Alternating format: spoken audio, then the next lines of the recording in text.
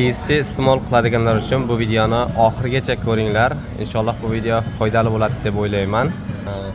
KFC brendi bu Yevropa davlatlaridan Rossiyaga kelgan brend. Rossiya Ukrainaga harbiy operatsiyasini boshlagandan keyin Yevropa davlatlari Rossiyaga sanksiya sifatida o'zini brendlarini olib chiqib ketadi. Mana shu paytda Rossiya nima qiladi? Rossiya srazu momentida o'zini brendini kirgizadi, ya'ni KFC brendini o'zgartirib Rostex deb nomlaydi.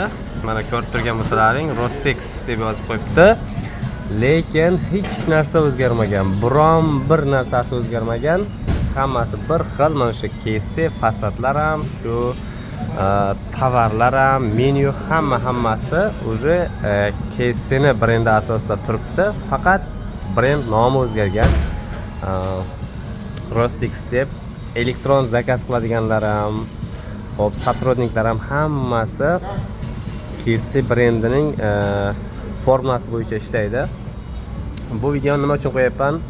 Agarda mana shu KFC brendida ishlayotganlar lentasidan chiqib qolsa, kommentda o'z fikrlaringizni yozib qoldiringlar. Bu qanchalik to'g'ri yo noto'g'ri. Yaqinda bitta tanishimdan eshitib qoldim. KFC Rostex bo'lib nomlangandan keyin, Rossiya o'zini brendini qo'ygandan keyin, xo'sh, bu KFC tayyorlayotgan paytida cho'chqa mahsulotini qo'shadi ekan, ya'ni cho'chqaning moyidan qo'shiladi ekan. Yaqinda shuni eshitgandan keyin o'zi iste'mol qilmay qo'ydim. Men oddiy morojniy zakaz berganman, KFC zakaz berganim. Bu videoni shu KFCda ishlayotgan tanishlaringizga jo'natib qo'ying. Nima deb o'ylaysizlar? Bu qanchalik to'g'ri yo noto'g'riligini kommentda yozib qoldiringlar.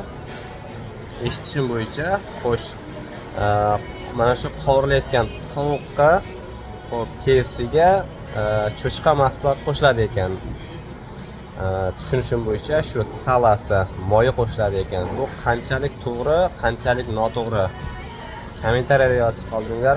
Hammaga rahmat. Sog' bo'lasizlar.